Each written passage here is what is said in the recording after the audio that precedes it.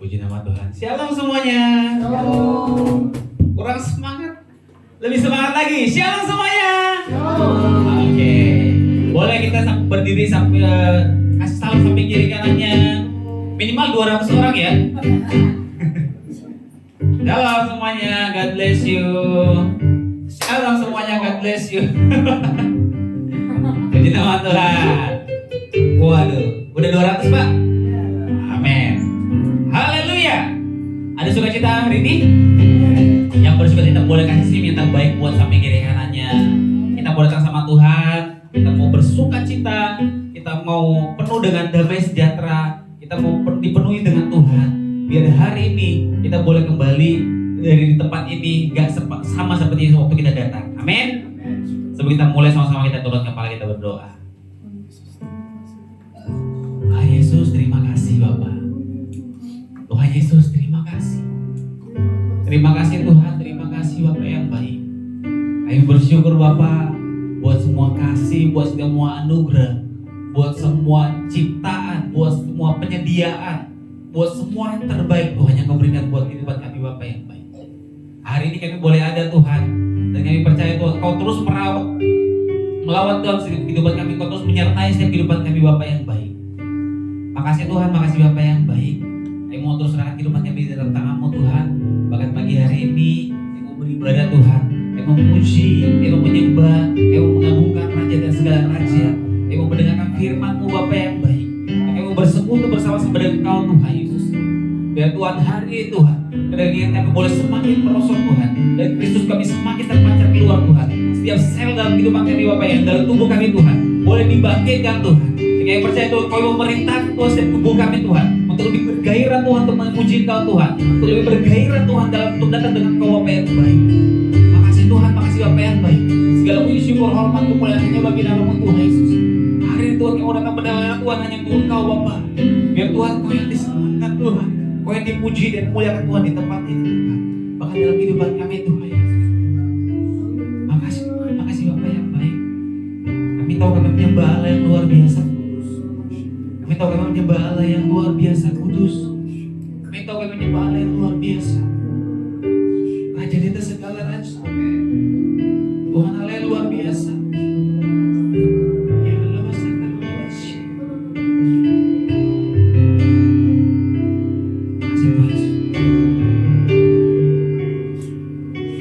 Masuk ruang Maha Kudus dengan darah anak domba. Dengan darah anak domba, masuk dengan hati yang tulus. Ku masuk dengan hati tulus menyembah, menyembah yang maha kuasa. Ku masuk ruang Maha Kudus. Ku masuk ruang Maha Kudus dengan darah anak domba, dengan darah anak domba. Ku masuk dengan hati tulus, menyembah yang maha kuasa. Ku menyembah-Mu, ku sembah-Mu,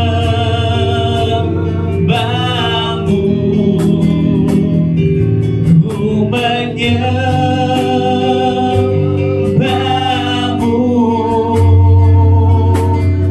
ku sembah-Mu, sebab nama-Mu kudus.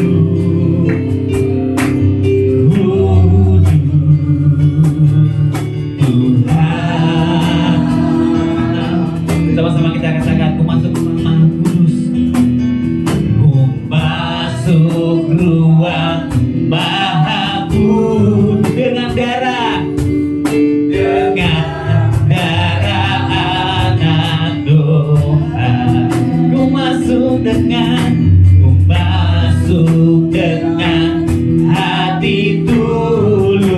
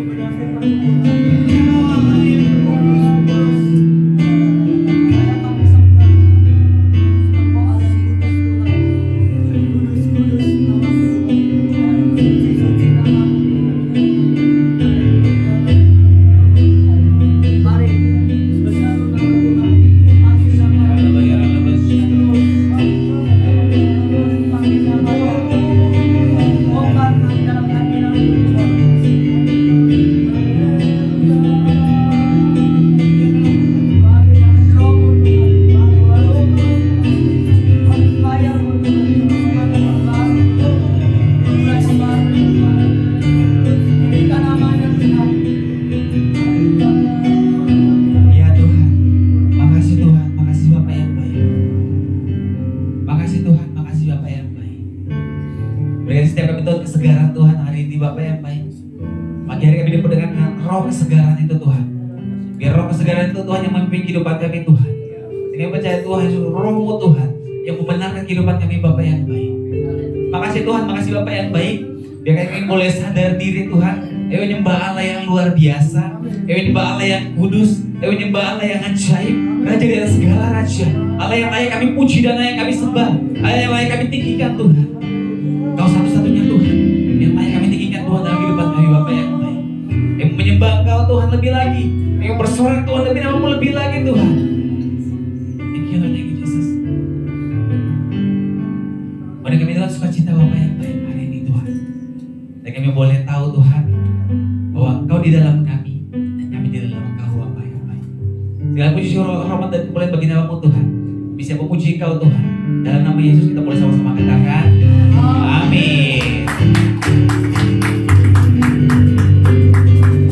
Sekarang kita waktu lagi berdiri, boleh kasih tos samping kiri kanannya Tuhan Yesus baik. Oke, Tuhan Yesus baik. Sekali lagi katakan tos samping kiri kanannya, salam lagi. Tuhan Yesus ada di dalam kamu. Oke, dan katakan lagi dia, kamu juga di dalam dia. Oke, karena firman Tuhan berkata, ketika aku di dalam kamu dan kamu di dalam aku, apa saja yang kau minta, kamu pasti akan mendapatkannya. Amin. Karena sudah tersedia. Tuhan Yesus bilang dia sudah tersedia di dalam kita. Oke. Ada sukacita, amin. Amin.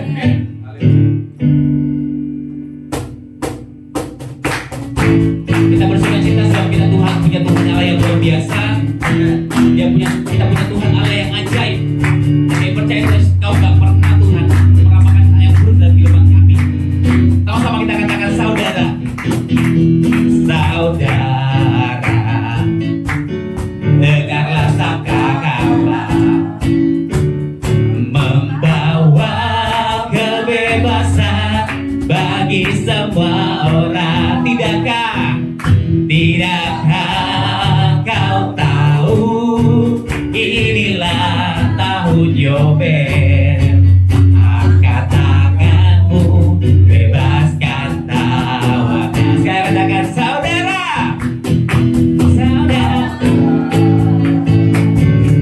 dengarlah sabda kabar membawa kebebasan bagi semua orang. Tidakkah kau tahu inilah tahun Yobel?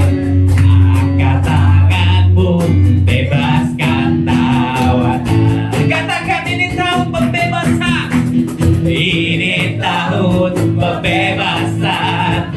Ini tahun pembebasan.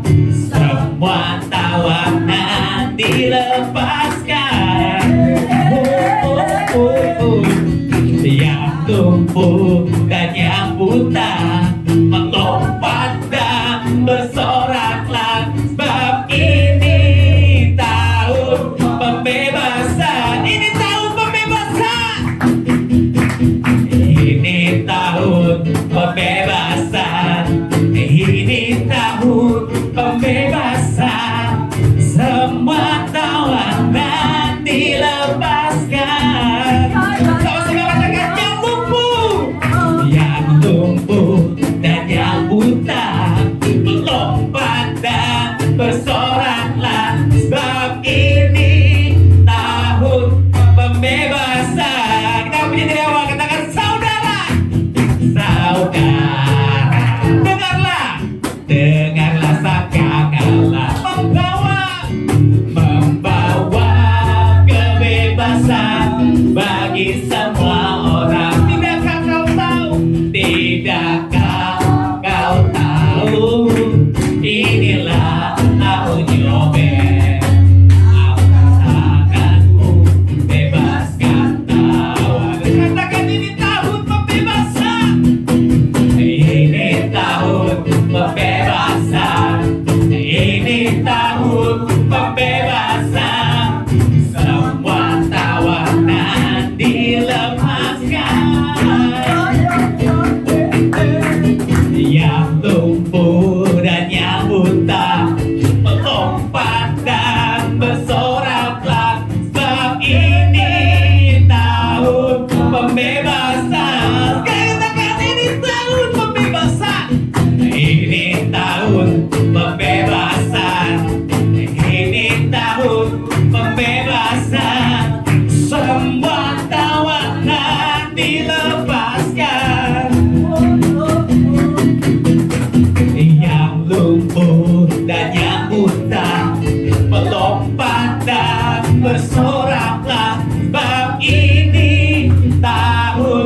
pembebasan. Katakan ini tahun pembebasan.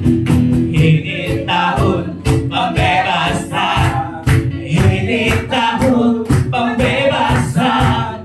Semua tawanan kami terima Tuhan. Yang lumpuh dan yang buta melompat dan bersoraklah, sebab ini tahun pembebasan. Katakan ini tahun pembebasan. Ini tahun pembebasan. Ini tahun pembebasan. Semua tawanan dilepaskan. Kami terima. Yang lumpuh dan yang buta melompat dan bersoraklah, sebab ini tahun pembebasan. Katakan ini tahun pembebasan. Ini tahun pembebasan. Ini tahun pembebasan. Semua tawanan dilepaskan. Sama-sama katakan yang lumpuh dan yang buta melompat dan bersoraklah, sebab ini tahun pembebasan. Sebab ini tahun pembebasan. Sebab ini tahun pembebasan. Sebab ini tahun pembebasan. Berikan mulai bagi pasangan luar biasa. Amin. Kita punya Tuhan yang luar biasa. Amin. Sorakan haleluya. Woo. Sebab Tuhan besar dan sangat terpuji. Dia lebih dahsyat dari segala alam. Amin. Sekali katakan sebab Tuhan maha besar dan sangat terpuji. Kuasanya dahsyat menghancurkan musuh. Sebab Tuhan maha besar. Sebab Tuhan maha besar dan sangat terpuji. Dia lebih dahsyat dari segala Allah. Sebab Tuhan maha besar dan sangat terpuji. Kuasanya dahsyat menghancurkan musuh. Katakan sebab Tuhan maha besar dan sangat terpuji. Dia lebih dari segala Allah. Sebab Tuhan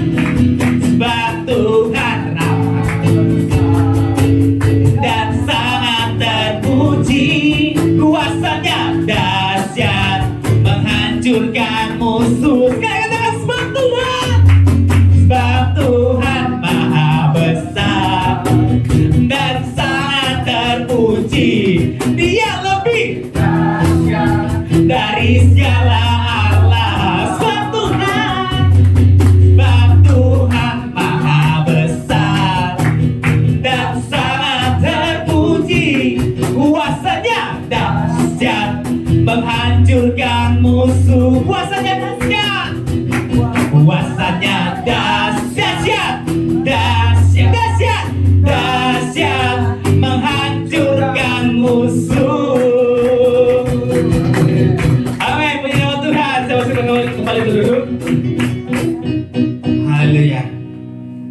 Tuhan kita Allah yang luar biasa. Amin. Boleh kasih tosang pikir katanya lagi. Kita punya Tuhan Allah yang luar biasa. Kita punya Tuhan yang luar biasa. Woi, luar biasa. Kita bersyukur karena Tuhan kita Allah yang luar biasa. Dia Allah yang terbaik, Allah yang sempurna. Makasih Tuhan, makasih Bapa yang baik. Segala puji syukur Tuhan kami naikkan kepadamu Bapa. Segala pujian hormat Tuhan kami naikkan bagimu Tuhan. Pengagungan kami, mazmur kami Tuhan hanya bagimu Bapa yang baik. Sebab Engkau Allah yang layak Tuhan, terima semua yang terbaik Tuhan. Engkau semua yang terbaik Bapa yang baik. Ya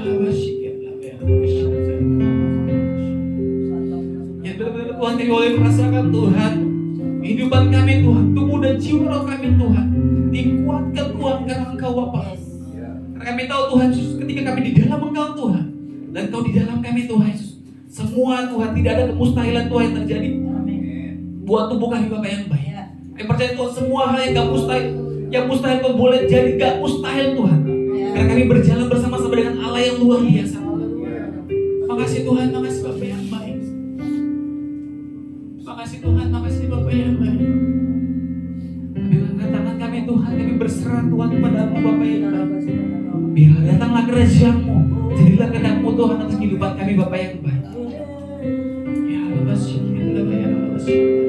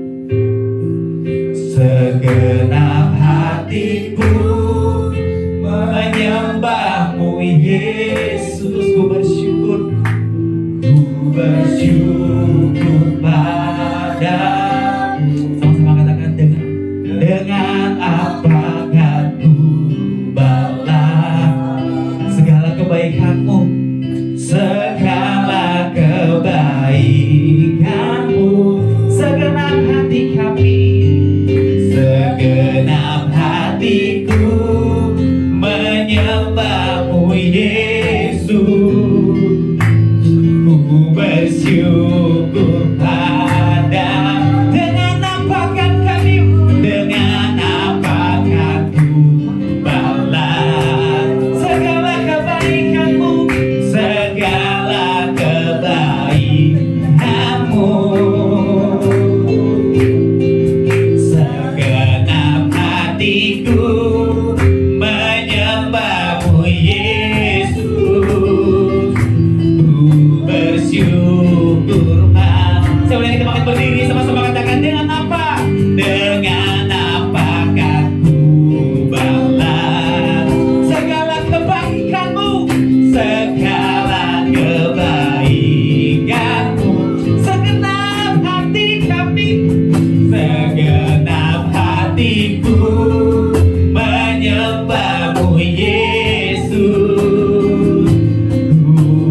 bersyukur pada. Dengan apa akan ku balas? Dengan apa akan ku balas?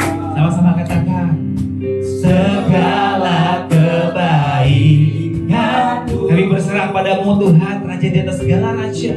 Segenap hatiku menyembah-Mu Yesus. Ku bersyukur pada. Sekali lagi katakan, dengan apa akan kami balas? Dengan apa akan ku balas? Biar Kau bekerja Tuhan dalam kehidupan kami. Segala kebaikan, sebab Kau di dalam kami dan kami di dalam Kau. Segenap hati, siapa yang bergembala? Menyembah-Mu Yesus. Ku bersyukur padamu.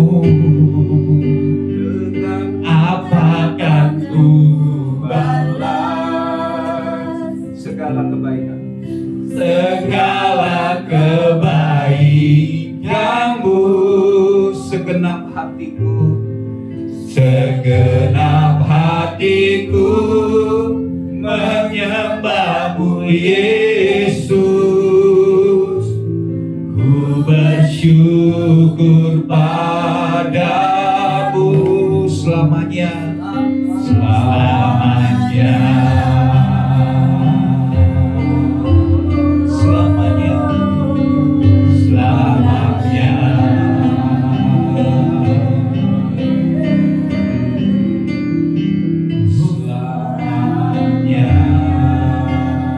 Terima kasih Tuhan. Kami menyadari hidup kami karena anugerah-Mu Tuhan.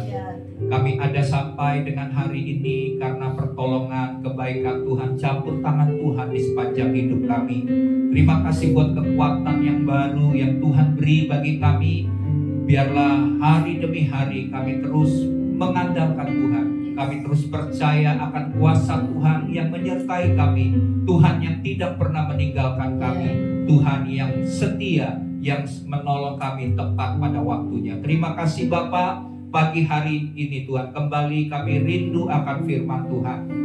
Tuhan, kami butuh akan firman-Mu yang menjadi dasar, menjadi pedoman, menjadi landasan iman kami. Kami tidak mau mendasari hidup kami dengan apapun Tuhan di luar daripada firman Tuhan. Sebab firman-Mu itu pelita bagi kaki kami dan terang bagi jalan-jalan kami. Oleh sebab itu Bapa, pada saat kami mendengarkan firman-Mu, Engkau mengurapi kami, Engkau beri kami hikmat, beri kami pewahyuan, pengertian akan firman-Mu Tuhan. Sehingga kebenaran-kebenaran yang kami dengar bukan saja menjadi sebuah pengetahuan, tapi sungguh-sungguh menjadi rema, sehingga kami boleh melakukan firman Tuhan. Dan kami menjadi orang-orang yang berhasil, orang-orang yang berbahagia karena menjadi pelaku daripada firman Tuhan.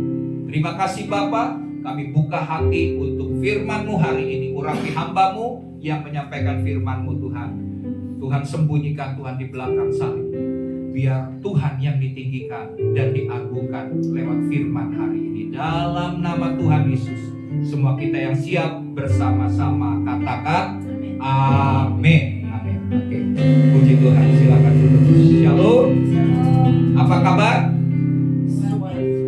Semua bisa dilewati, semua bisa diatasi. Amin. Oke, hari ini jemaat Tuhan, kita kembali akan belajar firman Tuhan. Ini adalah minggu keempat di bulan April. Minggu kemarin kita merayakan Paskah ya. Dan nanti ini adalah minggu-minggu di mana Yesus selama 40 hari menampakkan diri kepada murid-muridnya setelah dia bangkit ya, dan dia mengajarkan tentang hal kerajaan Allah. Dan sebelum dia naik ke sorga, dia juga memberikan pesan-pesan khusus kepada murid-muridnya. Nah, hari ini kita akan belajar untuk firman Tuhan, yaitu dengan tema hidup kudus seperti Yesus. Mari sama-sama kita ucapkan tema ini. 1, 2, 3. Hidup kudus seperti Yesus. Oke, Oke, kita akan mendasari akan perenungan firman Tuhan hari ini di dalam 1 Tesalonika pasal yang keempat. 1 Tesalonika pasal yang keempat ayat 1 sampai dengan ayat yang ke-12. 1 Tesalonika 4 ayat 1 12 sampai 12. Saya akan baca ayat pertama, Bapak Ibu Saudara baca ayat 2 dan bergantian sampai dengan ayat yang ke-12. Judul perikopnya adalah nasihat supaya hidup kudus, ya, dalam 1 Tesalonika 4 ayat 1 dan 2 sampai 12. Akhirnya saudara-saudara, kami minta dan nasihatkan kamu dalam Tuhan Yesus. Kamu telah mendengar dari kami bahwa kamu harus hidup supaya berkenan kepada Allah. Hal itu memang telah kamu turuti. Tetapi baiklah kamu melakukannya lebih bersungguh-sungguh lagi. Ayat 2. Kamu tahu juga petunjuk-petunjuk mana yang telah kami berikan kepadamu atas nama Tuhan Yesus. Karena inilah kehendak Allah, pengudusanmu, yaitu supaya kamu menjauhi percabulan, supaya kamu masing-masing mengambil seorang perempuan menjadi istrimu sendiri dan hidup di dalam pengudusan dan penghormatan, bukan di dalam keinginan hawa nafsu seperti yang dibuat oleh orang-orang yang tidak mengenal Allah, dan supaya dalam hal-hal ini orang jangan memperlakukan saudaranya dengan tidak baik atau memperdayakannya, karena Tuhan adalah membalas dari semuanya ini, seperti yang telah kami katakan dan tegaskan dahulu kepadamu.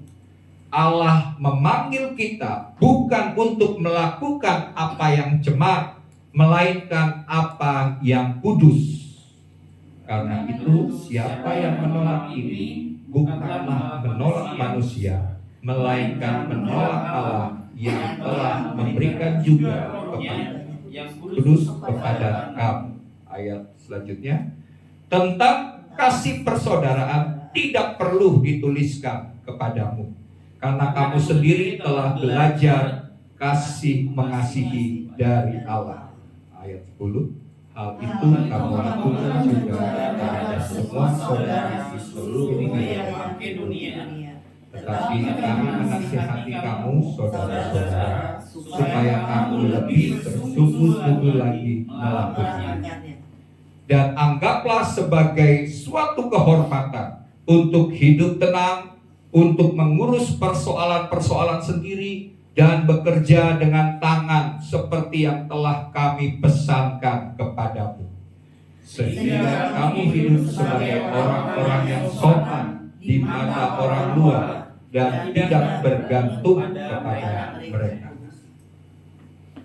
Jemaat, dari firman yang kita dengar ini merupakan tulisan Rasul Paulus kepada jemaat di Tesalonika. Pesan khusus melalui surat ini dalam pasal yang kita baca tadi adalah supaya mereka hidup dalam kekudusan. Ya, karena Tuhan memanggil setiap orang percaya itu bukan untuk melakukan hal yang cemar, tapi untuk melakukan hal yang kudus. Ya. Jadi di sini kita lihat bahwa kekudusan, hidup kudus ini bukan sebuah pilihan. Ya, kalau pilihan berarti kita boleh pilih hidup kudus atau tidak kudus atau cemar gitu ya.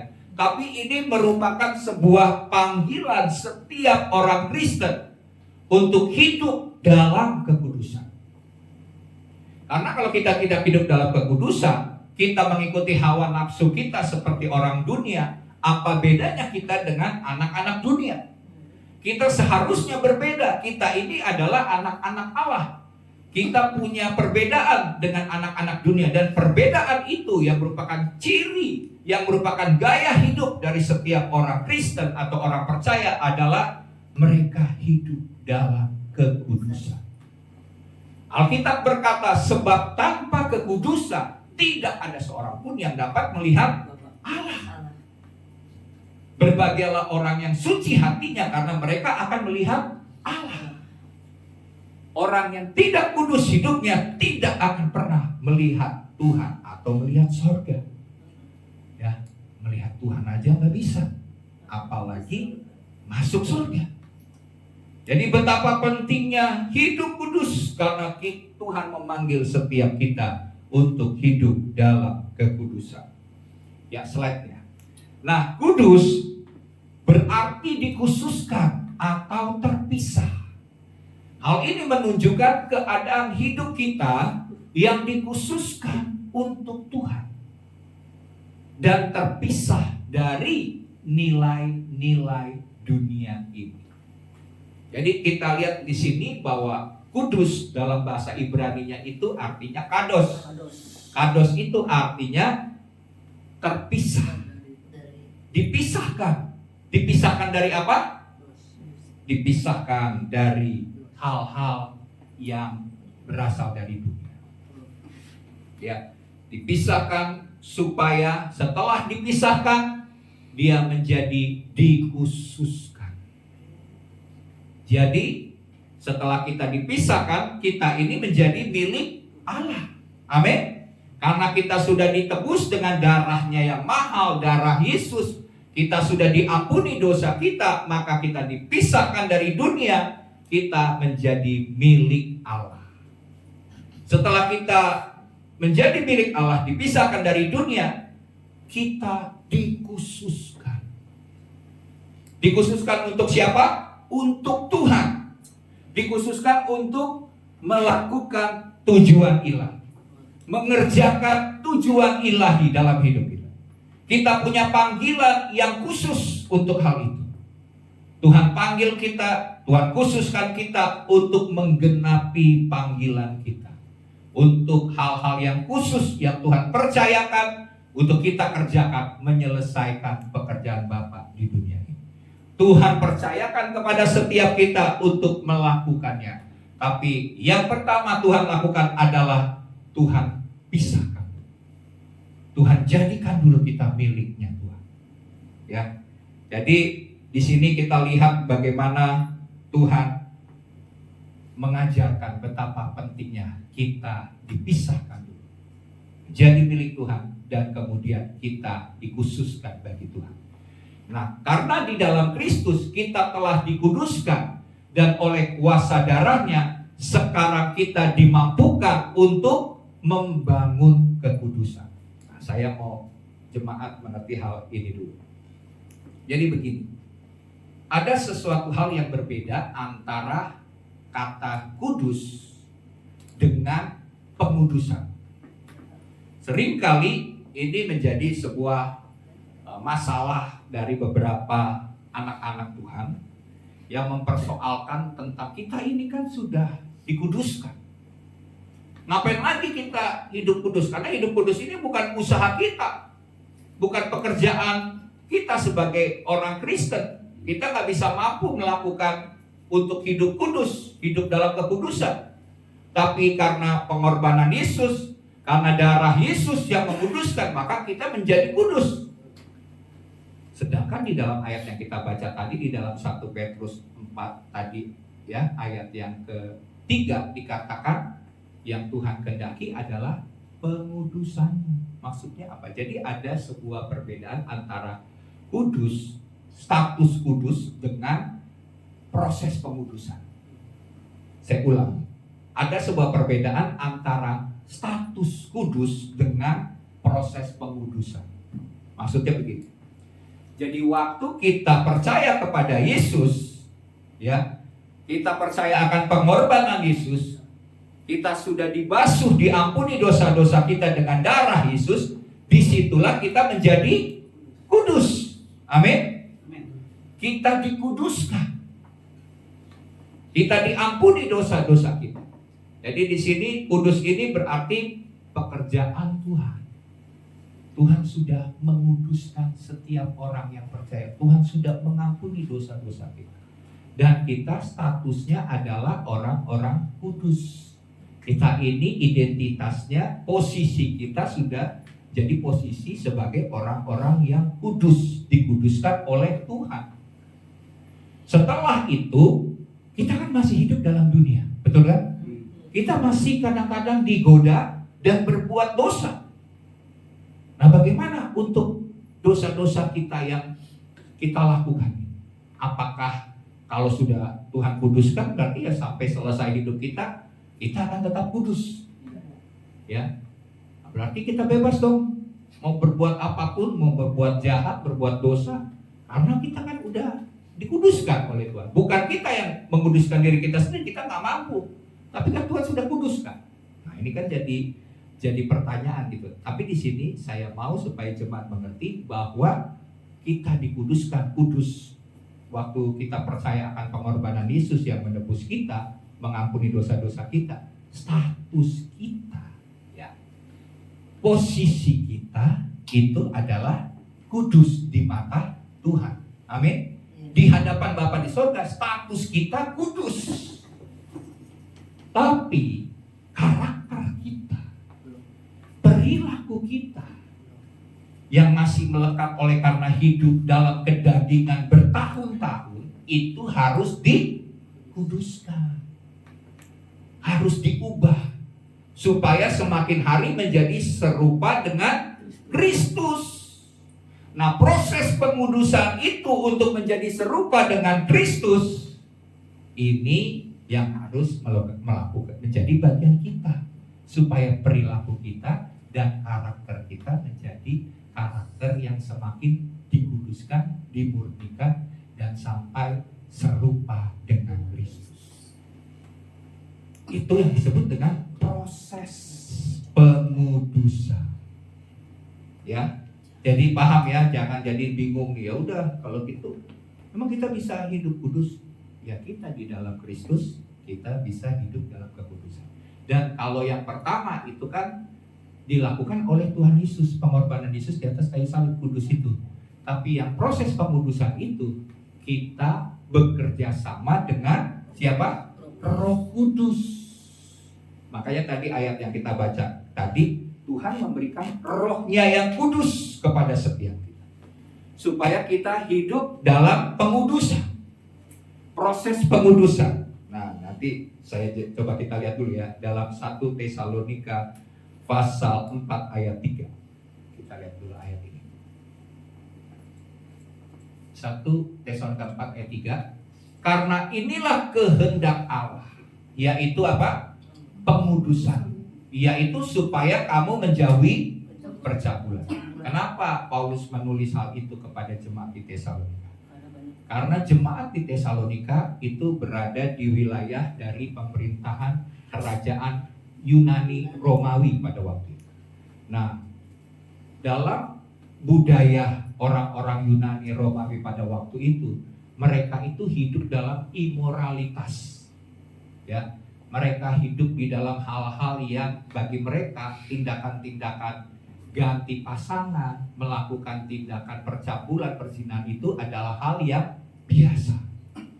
Sehingga Paulus harus mengingatkan kepada jemaat di Tesalonika supaya jangan mengikuti pola-pola, nilai-nilai, budaya-budaya dari orang-orang sekitar itu, yang menganggap bahwa percabulan, perzinahan, atau hal-hal itu adalah hal yang lumrah, hal yang biasa. Tapi kita di dalam Kristus, kita berbeda. Kita harus menjauhi percabulan, menjauhi perzinahan, perselingkuhan. Ya. Nah, ini juga pesan Tuhan bagi setiap kita di masa kini. Dimana kalau kita lihat begitu banyak orang-orang ya yang belum mengenal Tuhan, menganggap bahwa pernikahan itu adalah hal yang biasa. Padahal kita sebagai orang Kristen, waktu kita mengikat sebuah ikatan perjanjian pernikahan, kita kan berjanji ya, di hadapan Tuhan dan di hadapan jemaat, di hadapan semua orang, bahwa kita akan setia sampai maut memisahkan kita. Jadi pernikahan itu adalah sesuatu hal yang pengudusan. Jadi kita sangat menghargai akan kekudusan dari sebuah pernikahan. Kita tidak akan mengotori pernikahan dengan hal-hal yang keji, hal-hal yang cabul, hal-hal yang najis, perzinahan, perselingkuhan, karena kita memegang perjanjian itu. Karena perjanjian itu diikat bukan hanya oleh kita, tapi juga dimeteraikan oleh Tuhan. Dan firman Tuhan berkata, apa yang telah dipersatukan oleh Tuhan tidak dapat dipisahkan oleh manusia. Kita sungguh menghormati kekudusan dalam sebuah pernikahan. Makanya dalam kekristenan tidak boleh menikah ya 2 kali. Jadi kita sangat menghargai akan pernikahan. Jadi di sini kita lihat di sini dalam 1 Tesalonika 4 ayat 3, kehendak Allah adalah hidup dalam kekudusan. Proses pengudusan atau sering disebut sebagai sanctification. Ya. Kemudian kita baca dalam 2 Korintus 7 ayat yang pertama. Firman Tuhan berkata begini, saudara-saudaraku yang kekasih, karena kita sekarang memiliki janji-janji itu, marilah kita menyucikan diri kita. Amin. Dan dari semua pencemaran jasmani dan rohani. Dan dengan demikian menyempurnakan kekudusan kita. Lihat, seakan-akan kekudusan itu harus disempurnakan. Tapi maknanya di sini adalah sekali Tuhan sudah mengangkat kita, status kita kudus. Status rohani kita. Tapi kita harus terus hidup dalam kekudusan. Inilah proses pengudusan. Ya, menyempurnakan kekudusan kita dalam takut akan Allah. Ya, kita harus menyucikan diri kita dari semua pencemaran jasmani dan pencemaran secara rohani. Ada banyak pencemaran-pencemaran yang tidak kita sadari. Itu mencemari jasmani kita. Itu juga mencemari rohani kita. Itu dimulai dari pikiran. Nah, padahal kan firman Tuhan berkata begini. Ini Yesus sendiri berkata, kalau kamu misalnya kan kita berpikir, oh kalau berzina baru berdosa. Tapi Yesus berkata gini, kalau kamu melihat seorang perempuan dan kita menginginkan dalam arti berarti ingin bersetubuh, dan menginginkan sesuatu yang bersifat hawa nafsu daging, kita sudah berdosa, kita sudah bahkan berzina dalam pikiran. Jadi di sini kekudusan itu bukan bicara soal tindakan itu hanyalah sebuah dampak dari apa yang ada dalam pikiran kita. Jadi waktu pikiran kita kotor, kita harus cabut pikiran. Amin.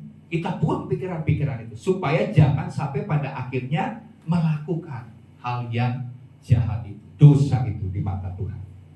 Oke, nah jadi di sini kita lihat proses atau terjadi proses pengudusan untuk pertumbuhan dalam perilaku dan karakter kita supaya menjadi sama seperti Kristus. Nah, status kudus ini dengan proses pengudusan ini kalau coba kita banding-bandingkan begini. Status kudus itu berarti sekali untuk selamanya saat orang itu percaya kepada Yesus. Itu status kudus. Proses pengudusan itu berarti sepanjang hidup bertumbuh terus untuk mengalami proses pengudusan untuk menjadi seperti Kristus. Kemudian status kudus itu berarti pekerjaan Yesus di atas kayu salib.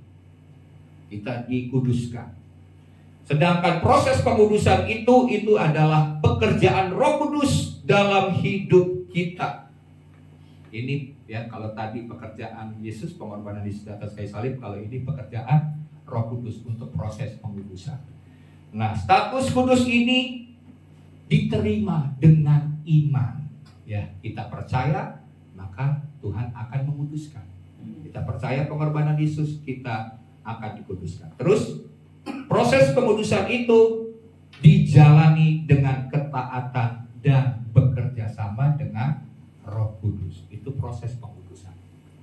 Kemudian status kudus itu berarti berkaitan dengan siapa kita di hadapan Allah. Amin. Kita di hadapan Allah adalah kudus. Bukan karena perbuatan baik kita, perbuatan kudus kita, enggak, tapi karena Kristus yang sudah menebus kita sehingga kita menjadi kudus di hadapan Bapa. Jadi siapa kita di hadapan Allah. Sedangkan proses pengudusan berkaitan dengan bagaimana kita hidup di dunia ini. Proses pengudusan mengubah sampai perilaku kita, karakter kita menjadi seperti Yesus. Ya. Dan status kudus ini dasarnya adalah justifikasi. Itu pembenaran oleh karena iman, semata-mata oleh karena kasih karunia. Ya, kita dikuduskan. Sedangkan proses pengudusan itu dasarnya adalah transformasi. Artinya perubahan hidup. Kalau kita dulunya hidup dalam kedagingan, maka kalau kita sedang sebagai orang yang sudah dikuduskan, maka kita akan mengalami proses hidup di mana kita mengalami perubahan-perubahan hidup. Reaksi kita, respon kita semakin hari semakin berkenan dan sesuai dengan kehendak Tuhan. Ya, jadi ini bicara soal transformasi. Nah, contohnya begini. Ada seorang anak, dia tadinya adalah anak orang biasa, bahkan dia tidak memiliki lagi ayah dan ibu, dia seorang diri. Suatu hari raja datang di wilayah itu, di desanya, dan dia berbelas kasihan kepada anak itu. Anak-anak itu sudah tidak memiliki orang tua, keluarga saudara-saudaranya pun sudah tidak kenal, sedangkan anak itu masih kecil. Akhirnya setelah remaja, anak ini diadopsi oleh raja menjadi anak raja. Setelah dia diadopsi jadi anak secara sah dan masuk dalam keluarga kerajaan dari raja itu, maka status daripada anak ini menjadi apa? Putra raja atau putri dari raja. Statusnya dalam rohani ini sama seperti kalau secara rohani kita itu seperti anak-anak, ya, anak-anak Allah. Dikuduskan status kita jadi anak-anak Allah, kita menjadi milik Allah. Kemudian setelah diadopsi, kira-kira anak itu harus bagaimana? Harus hidup sebagai keluarga kerajaan. Dia perlu belajar hidup, dia perlu berperilaku sebagai anak raja, dan juga dia perlu berbicara sebagai anggota kerajaan, keluarga kerajaan. Cara bicaranya berbeda, betul?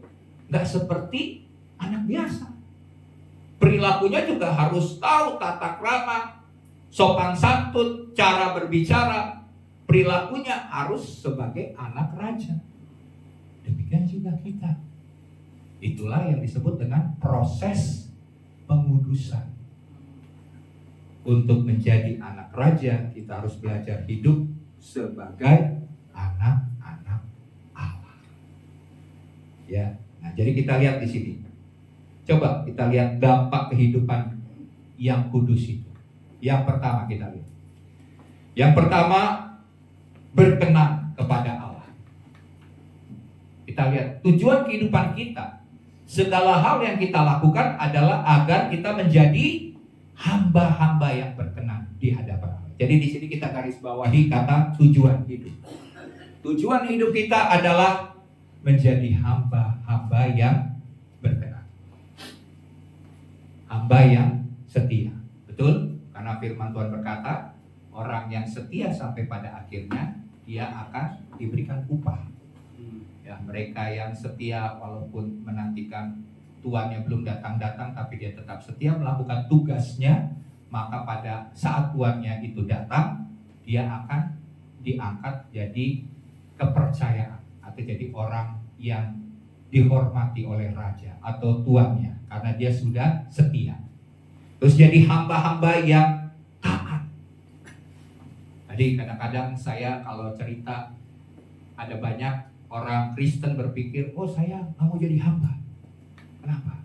Hamba itu kan tunggu perintah dari Tuhan. Hamba itu berarti nggak boleh duduk sejajar dengan tuannya, karena hamba, betul kan? Ya namanya hamba mana? Kalau itu kasih karunia aja. Kalau hamba hambanya disuruh oleh tuannya, kamu duduk makan sama-sama saya, itu kasih karunia, betul kan? Anugerah. Tapi sebagai hamba, misalnya kalau zaman sekarang disebut asisten rumah tangga, mereka menyadari bahwa mereka hanyalah hamba dari Tuhan yang dipercayakan menjadi tuannya. Dia bekerja sebagai hamba. Nah, jadi ada banyak orang-orang Kristen berpikir, oh saya nih bukan hamba lagi, saya ini anak. Beda statusnya. Kalau kamu mau jadi hamba, ya udah jadi hamba aja. Kamu selamanya kamu akan ditindas. Ya, selamanya akan mengalami banyak penderitaan karena kamu cuma tahu dirimu adalah hamba. Tapi saya punya pemahaman, saya ini adalah anak-anak Allah. Saya katakan begini, saya juga anak Allah.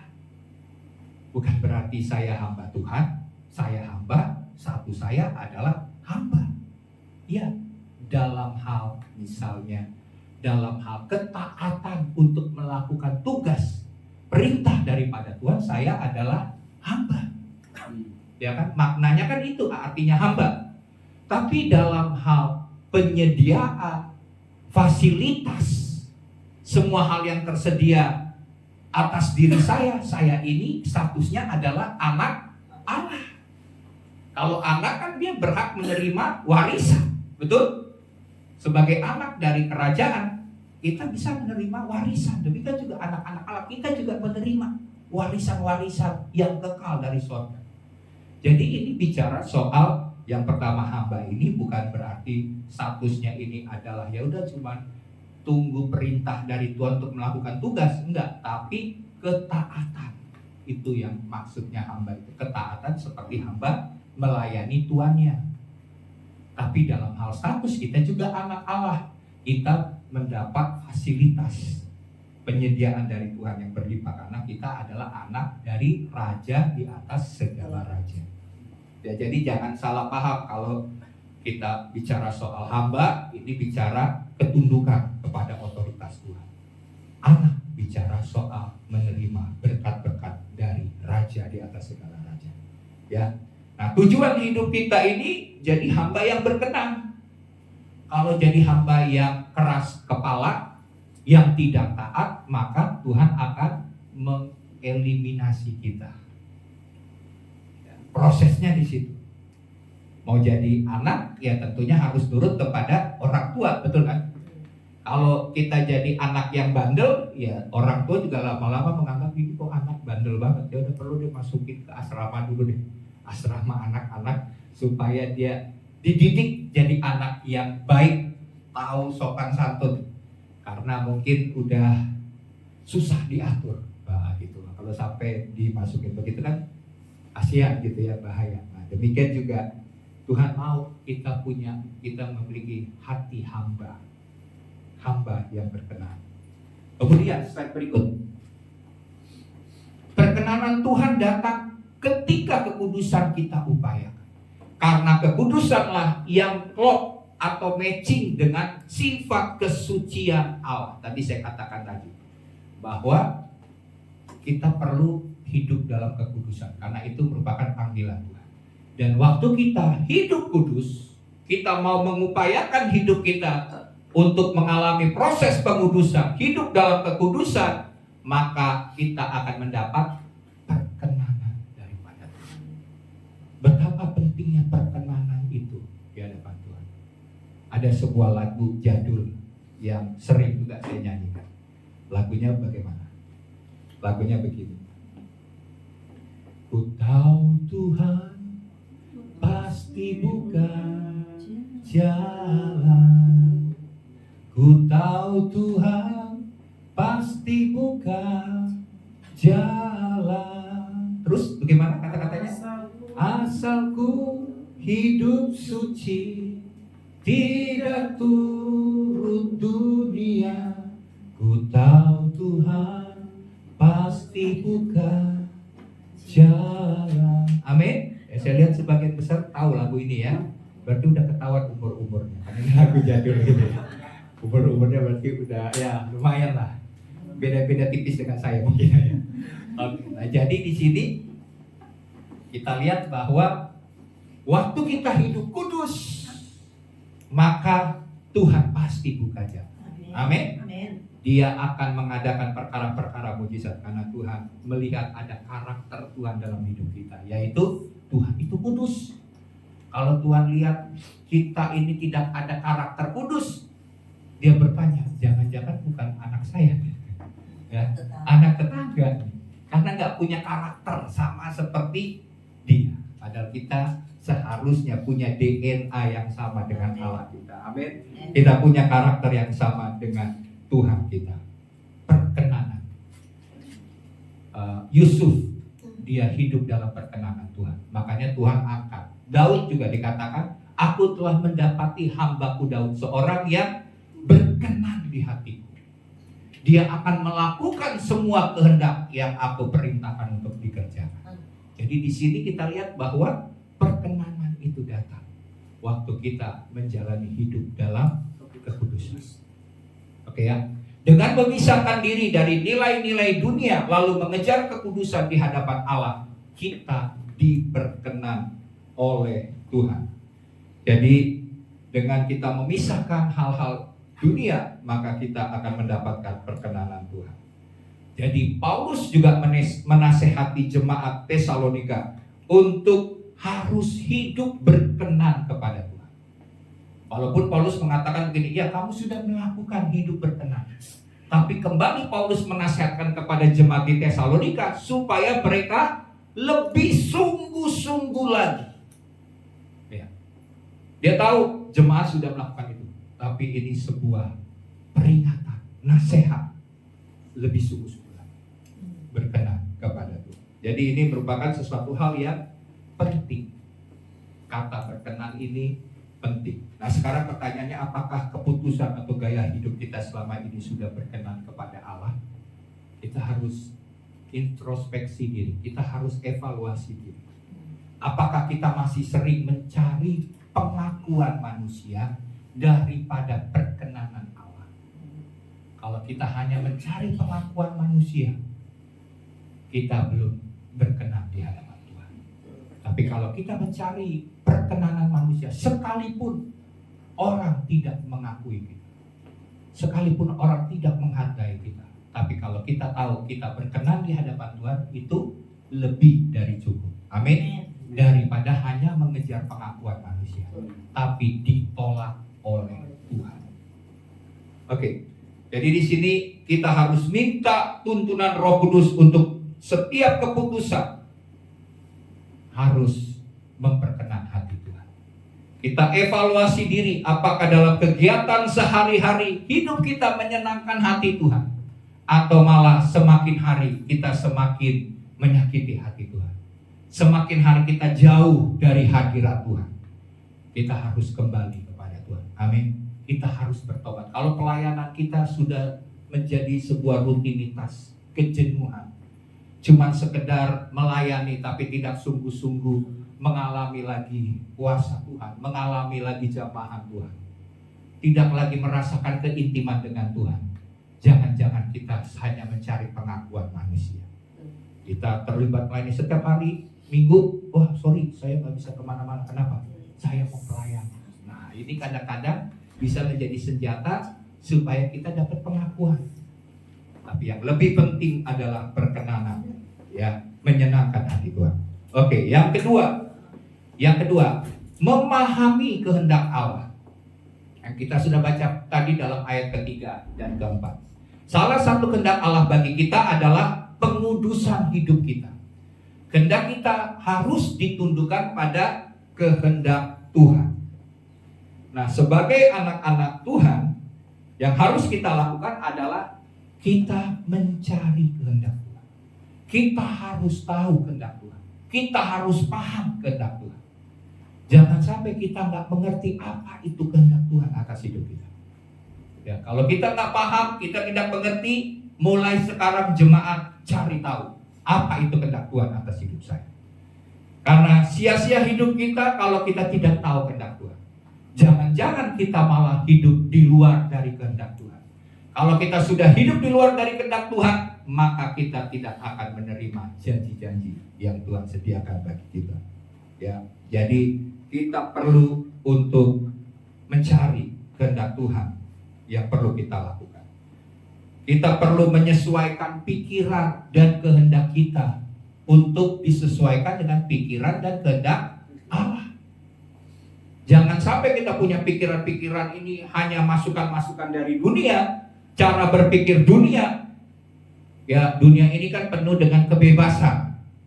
Kita menganggap bahwa segala sesuatu boleh. Yang penting saya tidak merugikan diri saya. Ya, tapi kalau itu merugikan, maksudnya tidak merugikan orang lain, tapi tanpa kita sadari itu merugikan diri kita, karena kita tidak mengerti kehendak Allah, kita akan jadi orang-orang yang kasihan, ya, malang di dunia. Karena kenapa? Ya kan sama seperti ini, dosa perzinahan. Dosa perzinahan itu mungkin kita pikir, oh, kita nggak merugikan kok. Suka sama suka, dia juga suka, saya juga suka.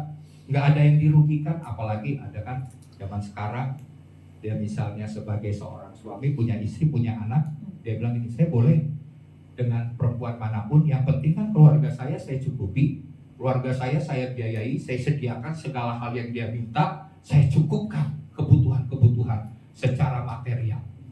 Saya sudah lakukan hal yang baik, berarti saya bebas. Yang penting tetap saya ingat keluarga saya untuk saya sediakan secara finansial. Nah itu kan pemahaman yang salah. Ya, padahal Tuhan mau kita menjaga akan pernikahan itu. Nah itu berarti kehendak Allah. Kalau kita nggak paham kehendak Allah, kita pikir itu baik, itu benar.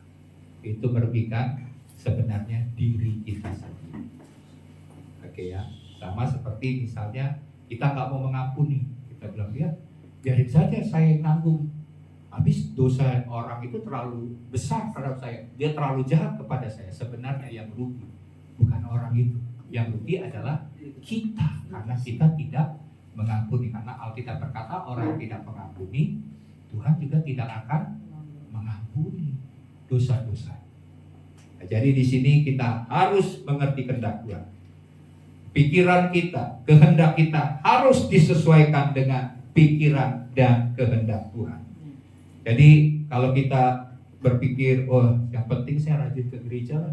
Setiap hari Minggu saya cuma diingatkan oleh Bapak Pendeta, jangan lupa ke gereja ya. Udah saya lakukan, pergi ke gereja setiap minggu, terus kita rasa cukup. Itu bukan kehendak Tuhan yang sempurna. Betul kita harus beribadah ke gereja setiap hari Minggu. Tetapi yang perlu kita tahu atau kita berpikir, ya udah saya tambahin deh, saya aktif dalam kegiatan-kegiatan rohani dari hari Minggu, Senin, Selasa, Rabu, Kamis, persekutuan, pelayanan, ya kan, pekerjaan Tuhan saya lakukan sampai hari Minggu lagi, sibuk dengan kegiatan-kegiatan rohani. Tapi kalau kita belum memahami kehendak Tuhan, akhirnya motivasi kita menjadi motivasi yang salah. Kita pikir kita sedang melayani pekerjaan Tuhan, tapi hidup kita berantakan. Kita tidak punya persekutuan yang hidup dengan Tuhan. Keluarga kita tinggalkan dengan alasan sibuk pelayanan. Rumah tangga hancur, anak-anak kehilangan figur orang tua karena kita meninggalkan mereka, karena kita sibuk dengan kegiatan-kegiatan rohani. Itu namanya kita tidak lagi memahami kehendak Allah. Ada banyak hal kalau kita mau belajar, tapi mulai hari ini kita cari tahu, Tuhan, apakah saya sudah selaras kan? Hidup saya sudah sesuai dengan kehendak Tuhan, atau jangan-jangan saya sedang melakukan hal-hal yang menurut saya benar, baik, tapi ternyata di mata Tuhan itu belum menyenangkan hati Tuhan.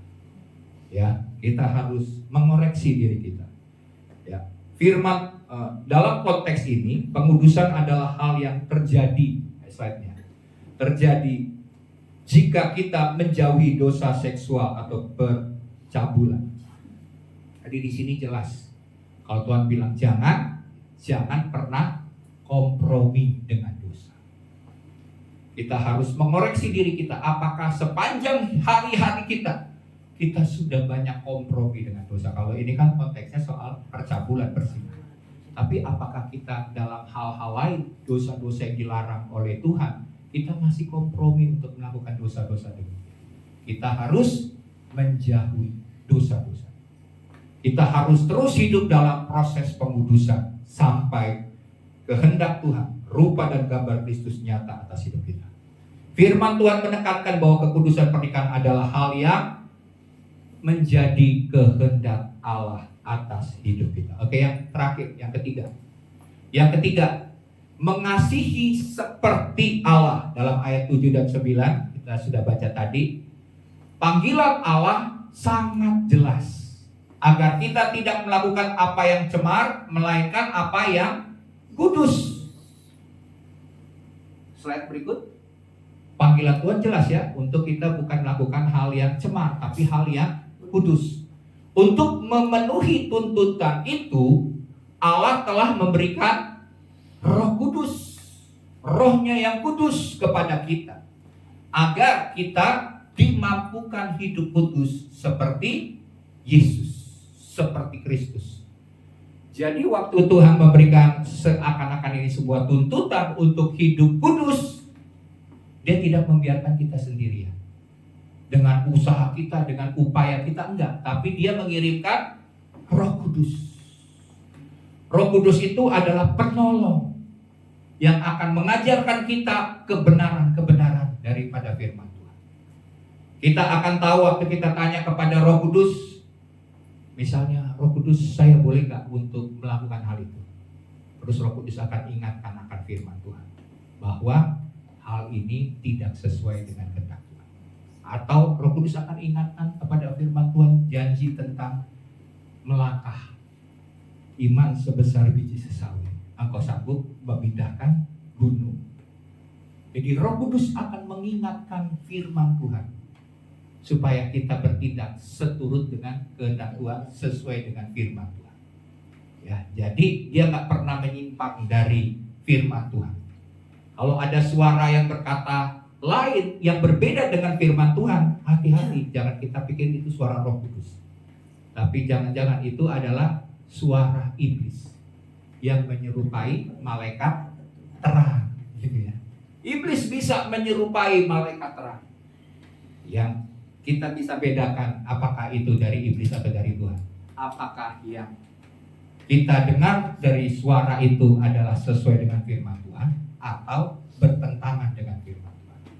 Kalau bertentangan dengan firman Tuhan, berarti itu adalah hal yang salah di hadapan Tuhan. Kayak misalnya begini, kamu digerakin Tuhan misalnya, waduh, Tuhan gerakin saya, ada suara dari Tuhan, saya dengar bahwa saya harus menikah dengan kamu. Wah, padahal orang yang mau dinikahin ini udah punya pasangan, sudah menikah gitu ya, tapi dia dapat suara Tuhan yang katakan, ini Tuhan bicara kepada saya bahwa kamu adalah jodoh, ya misalnya. Wah, itu kan repot itu. Nah, itu kita harus lihat firman Tuhan, karena firman Tuhan adalah iya dan amin. Ya, kita harus melakukan firman Tuhan. Oke, nah jadi di sini panggilan Tuhan memberikan Roh Kudus, dan kita akan dimampukan untuk hidup kudus seperti Kristus. Tujuan akhirnya adalah agar kita bisa menyatakan kasih persaudaraan yang didapatkan dari kasih Allah sendiri. Mereka yang menjaga kekudusan diberi kemampuan mengasihi dengan kasih Allah. Jadi di sini begini. Sebelumnya kan Paulus berkata kepada jemaat di Tesalonika bahwa soal kasih mengasihi kamu sudah melakukan. Ya, Paulus melihat ada kasih persaudaraan di mana jemaat Tesalonika saling mengasihi sebagai saudara-saudara seiman. Sudah ada kasih persaudaraan. Ya, jadi nggak perlu diajar karena Tuhan sudah mengajar mereka tentang hidup dalam kasih. Tetapi kembali Paulus ingatkan kepada jemaat di Tesalonika. Paulus katakan apa? Kamu sudah melakukan hal itu, tapi aku ingatkan lagi supaya kamu lebih sungguh-sungguh lagi melakukan. Lihat. Tadi berkenan kepada Allah, sungguh-sungguh melakukan. Yang selanjutnya Paulus juga ingatkan kepada jemaat di Tesalonika untuk hidup di dalam kasih persaudaraan dan lebih sungguh-sungguh lagi melakukan. Firman Tuhan berkata begini, karena di akhir zaman kasih manusia itu makin hari akan menjadi semakin dingin, beku. Kita pikir kita sudah mengasihi, itu dulu. Tapi dengan berjalannya waktu, Kita nggak kenal betul, mungkin karena dulu ya kita ya namanya teman gitu ya. Tapi makin kita berteman dengan seseorang, makin ketahuan sifat dan karakter aslinya. Mungkin kata-katanya pernah menyakiti hati kita. Akhirnya kita jadi tawar. Tadinya dulu teman, jadi tawar hati, lama-lama bisa jadi bukan teman lagi. Teman dalam pelayanan, tapi musuh dalam kehidupan. Wah, ini kan menyeramkan gitu ya. Karena kenapa? Tidak terus menjaga kasih persaudaraan. Nah, kita sudah belajar, tapi kita harus terus menjaga kasih persaudaraan itu dalam kehidupan kita sehari-hari. Supaya jangan sampai kita, ya udah saya sebatas pelayanan aja. Karena kita sama-sama satu pelayanan, ya udahlah. Saya melayani, ya udah saya baik sama dia. Tapi di luar daripada pelayanan, sorry ya, saya nggak suka sama dia. Nah, seperti itu. Saya benci kepada dia. Berarti kita tidak sungguh-sungguh hidup di dalam kasih persaudaraan. Jadi di sini kita lihat, kita juga harus bertanya, apakah hidup kita sehari-hari sudah berserah kepada Roh Kudus? Apakah kita mau hidup dipimpin, dituntun oleh Roh Kudus untuk hidup dalam kekudusan? Dan selanjutnya, apakah kita sebagai orang percaya juga mau hidup di dalam kasih persaudaraan yang lebih lagi satu dengan yang lain? Ya, karena kita tahu bahwa manusia itu tidak ada yang sempurna. Ada sisi-sisi dari orang itu, saudara seiman kita mungkin adalah sisi-sisi yang lemah. Tapi kita bisa mengampuni, kita dapat mengasihi, karena Tuhan sudah mengajarkan itu kepada kita. Dan kita terus belajar. Amin. Terus belajar untuk lebih lagi mengasihi. Orang percaya yang hidup kudus akan menyatakan kasih persaudaraan. Karena Allah sendiri yang telah mengajari mereka untuk saling mengasihi. Untuk itu mereka harus lebih sungguh-sungguh lagi melakukannya. Dan dengan sendirinya mereka akan bertumbuh dalam kasih Allah atas hidup mereka. Amin. Mari kita rindu supaya kebenaran-kebenaran firman Tuhan hari ini, waktu kita hidup dalam kekudusan, dampak-dampaknya akan luar biasa. Maka hidup kita akan berkenan kepada Allah, kemudian hidup kita juga akan semakin memahami kehendak Allah, dan yang terakhir kita akan mengasihi seperti Allah. Kasih Allah itu tanpa syarat. Amin. Kita harus sampai kepada hal yang demikian. Bukan karena baik, karena orang itu baik kepada kita baru kita mengasihi. Bahkan orang itu telah berbuat jahat kepada kita pun kita harus tetap mengasihi, sama seperti Kristus mengasihi orang-orang berdosa. Amin buat firman Tuhan. Mari kita berdiri. Kita mau mengaminkan firman Tuhan hari ini. Terima kasih Tuhan. Terima kasih Tuhan. Engkau mengajari kami di akhir daripada akhir zaman ini. Engkau memanggil kami menjadi orang-orang yang kudus, orang-orang yang berbeda dengan dunia ini Tuhan. Karena kami adalah milik Allah. Kami telah diberi dengan darah yang mahal, itu darah Kristus. Dan sebagai milik Allah kami juga dikhususkan untuk melakukan tujuan-tujuan ilahi dalam hidup kami. Hidup kami bukan kami lagi, melainkan Kristus yang hidup dan tinggal dalam hidup. Kami tidak mau hidup sembarangan lagi Tuhan. Kami punya batasan-batasan rohani, sehingga kami tidak melakukan atau melanggar hal-hal yang tidak sesuai dengan kehendak Allah. Karena kami mau senantiasa mencari perkenanan daripada Tuhan. Dan ajar kami terus untuk mengasihi lebih lagi Tuhan. Supaya ada kasih persaudaraan, itu dimulai dari saudara-saudara seiman. Dan kami juga akan terus belajar mengasihi sesama kami, sebagaimana Yesus juga mengasihi bahkan orang-orang berdosa, orang-orang yang memberontak, orang-orang yang tertindas, orang-orang yang jahat. Engkau mengasihi mereka. Kami juga mau belajar Tuhan. Dan kami tahu Tuhan, kami tidak akan pernah mampu hidup dalam proses pengudusan ini tanpa Roh Kudus yang senantiasa memimpin, yang senantiasa menuntun langkah-langkah hidup kami. Mari Roh Kudus tuntun kami, bawa kami Tuhan kepada segala kebenaran-kebenaran, dan jadikan kami pelaku-pelaku firman yang senantiasa menyenangkan hati Tuhan. Terima kasih Bapa. Mari kita nyanyikan lagu hidup. Ini persembahan kita di hadapan Tuhan. Kita mau mempersembahkan hidup kita bagi Tuhan, karena hidup kita adalah milik Tuhan dan diperuntukkan untuk perkara-perkara yang ilahi yang Tuhan sediakan bagi kita. Haleluya. Terima kasih. Bapa, ku persembahkan hidupku sebagai persembahan yang hidup, kudus, dan yang berkenan padamu, sebagai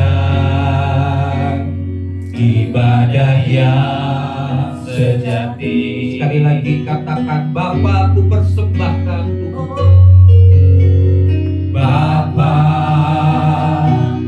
ku persembahkan tubuhku, ya Tuhan, sebagai persembahan yang hidup, yang kudus, dan yang berkenan di hadapan-Mu, sebagai ibadah kami, ibadah yang sejati. Ku sembahkan Tuhan, ku sembahkan, ku sembahkan Tuhan, ku serahkan hidupku kepadamu untuk kemuliaan, namamu. Ku sembahkan, ku sembahkan Tuhan, ku sembahkan Tuhan, ku serahkan hidupku kepadamu untuk kemuliaan namamu. Mari beberapa 1-2 menit kita mau bersekutu dengan Tuhan.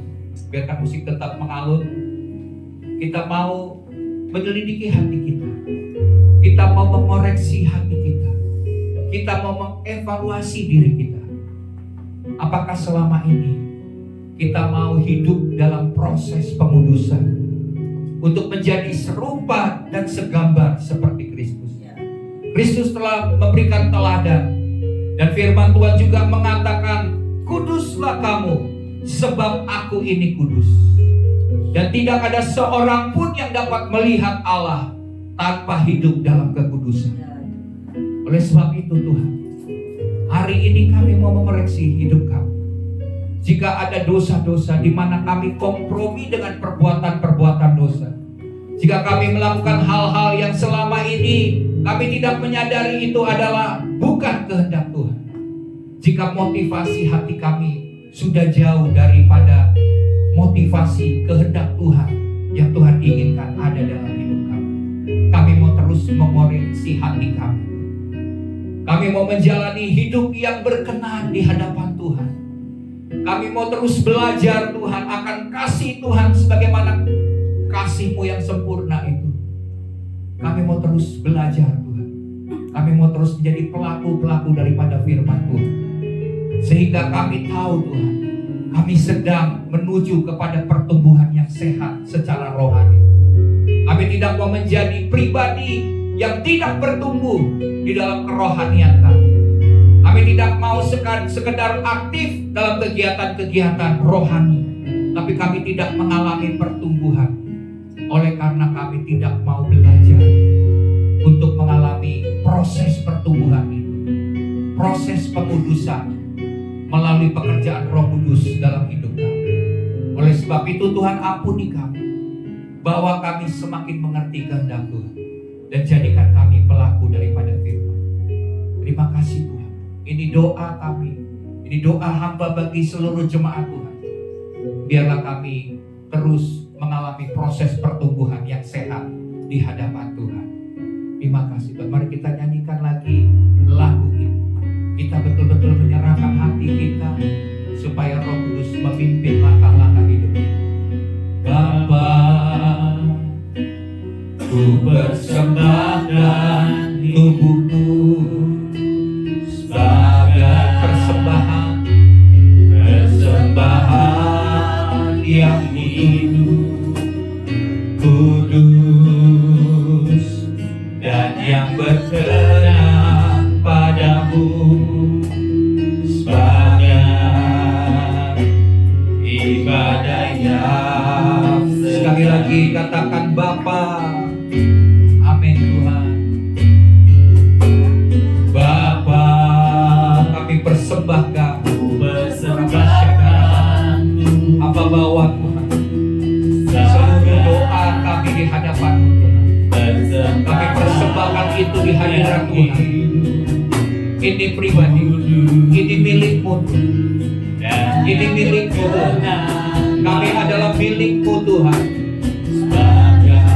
Dikhususkan untuk pekerjaan-pekerjaan yang ilahi. Ku sembahkan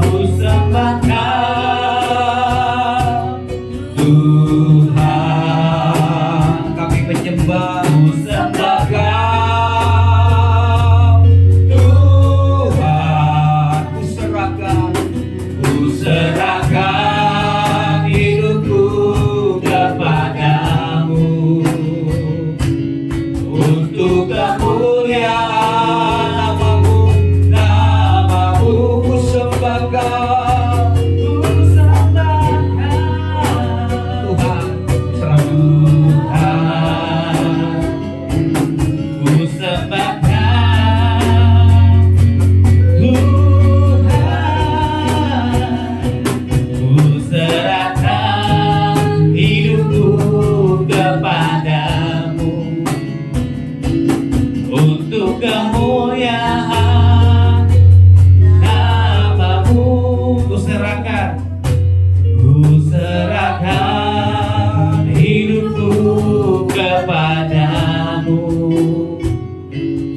untuk kemuliaan namamu. Sekali katakan ku serahkan hidupku kepadamu untuk kemuliaan namamu. Beri kemuliaan bagi Tuhan yang sangat luar biasa. Makasih Tuhan, makasih Bapak yang baik. Di setiap kehidupan kami Bapak, kami tahu Tuhan kehidupan kami itu banyak kekurangannya Tuhan. Puji orang Tuhan banyak kurangnya Bapak yang baik. Tapi kami doa hati kami Tuhan, kami bisa Tuhan untuk melayani Engkau Tuhan. Kami bisa Tuhan untuk terus Tuhan dekat sama Engkau Bapak yang baik. Kami bisa Tuhan untuk terus Tuhan di dalam Engkau Tuhan Yesus. Karena itu Tuhan suci kudus kehidupan kami Tuhan. Karena kami tahu Tuhan Engkau Allah yang kudus Tuhan. Makasih Tuhan, makasih Bapak yang baik. Terus pimpin kehidupan kami Tuhan masing-masing setiap kami. Pimpin hati kami Tuhan, pimpin tubuh, jiwa dan roh kami Tuhan. Sehingga Tuhan kehidupan kami Tuhan boleh terus Tuhan layak Tuhan dan berkenan di hadapan Bapak yang baik. Makasih Tuhan, makasih Bapak yang baik. Kita akan memberi persembahan kami Tuhan, bawa Tuhan dengan penuh ikhlas Tuhan di hadapan Bapak yang baik. Kami siap memberi dan kami syukur, haleluya. Amin. Saudara yang diberkati dengan kebenaran firman Tuhan. Amin. Boleh tos samping kiri kanannya, kamu kudus karena Tuhan kita kudus. Kamu kudus karena Tuhan kita kudus. Haleluya. Amin. Yesus jalan kebenaran dan jalan kehidupan, itu yang Yesus katakan. Aku percaya, amin. Di dalam namanya ada keselamatan kebenaran. Yesus jalan kebenaran. Yesus jalan kebenaran dan jalan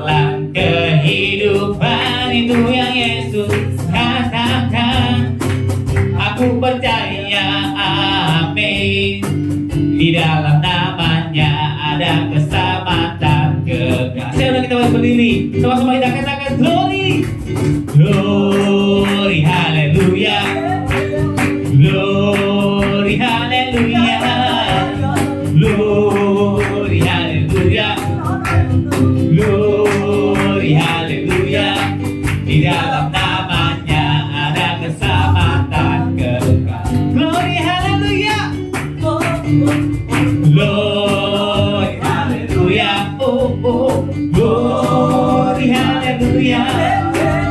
Glory, haleluya. Glory, haleluya. Di dalam namanya ada keselamatan kekal. Glory, haleluya. Glory, haleluya. Glory, haleluya. Glory, haleluya. Glory, haleluya. Di dalam namanya ada keselamatan kekal. Di dalam namanya.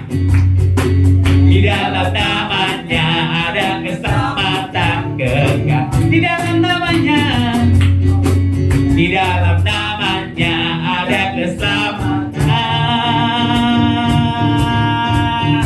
Sama-sama katakan. Beri mulai bagi tulisan yang luar biasa. Oke, ini bahasanya kita akan pakai di balik kita. Sebenarnya kita semua kembali berdiri. Ayo bersyukur Tuhan, berterima kasih Bapa yang baik. Kawalan yang luar biasa dalam kehidupan kami. Dengan bersyukur Tuhan, karena Kau terus Tuhan ada dalam kehidupan kami Bapa yang baik. Makasih Tuhan, makasih Bapa yang baik. Sama-sama angkat pujian. Dengan apa kan ku balas segala kebaikan-Mu, segala kebaikan-Mu, segenap hatiku, segenap hatiku menyembah-Mu Yesus. Ku bersyukur padamu. Dengan apa kan ku balas? Dengan apa kan ku balas segala kebaikan-Mu, segala kebaikan-Mu, segenap hatiku, segenap hatiku menyembah-Mu Yesus. Ku bersyukur padamu namanya. Sama-sama katakan, dengan apa akan ku balas? Dengan apa akan ku balas segala kebaikan-Mu, segala kebaikan-Mu, segenap hatiku menyembah-Mu Yesus. Ku bersyukur padamu. Dengan apa kan ku balas segala kebaikan-Mu, segenap hatiku menyembah-Mu Yesus. Ku bersyukur padamu selamanya. Sahabat Penggembalaan, selamanya. Haleluya Tuhan. Terima kasih Bapa, kami telah mengikuti akan ibadah, kami menjalani ibadah Tuhan. Kami percaya firman-Mu adalah kekuatan dalam hidup kami. Terima kasih Tuhan buat waktu yang telah Engkau berikan bagi kami. Dan biarlah kami boleh menjadi umat yang terus hidup di dalam kekudusan. Dan jika sebentar kami akan mengakhiri ibadah ini Tuhan, kami mau terima berkat yang Tuhan sudah siapkan dan sediakan bagi kami. Mari jemaat Tuhan, kekasih Tuhan, arahkan hatimu, angkat tanganmu, dan terimalah berkat daripada Tuhan. Tuhan memberkati engkau dan melindungi engkau. Tuhan menyinari engkau dengan wajah-Nya dan memberikan engkau kasih karunia. Tuhan menghadapkan wajah-Nya kepadamu dan memberikan engkau damai sejahtera. Turunlah berkat daripada Bapa Surgawi, kasih karunia, kasih setia daripada Tuhan Yesus Kristus, dan persekutuan dengan Roh Kudus akan menyertai engkau di sepanjang hidup, sehingga engkau menjadi hamba-hamba yang taat, menjadi anak-anak Tuhan yang menerima segala warisan-warisan ilahi yang Tuhan sediakan. Dan hidup kami memenuhi panggilan Tuhan sampai Tuhan Yesus Kristus datang kedua kali menjemput setiap kita. Kita tidak kedapatan bercacat celah, dan kita akan diangkat di awan-awan yang permai untuk tinggal bersama dengan Tuhan selama-lamanya. Semua yang sudah diberkati bersama-sama katakan amin.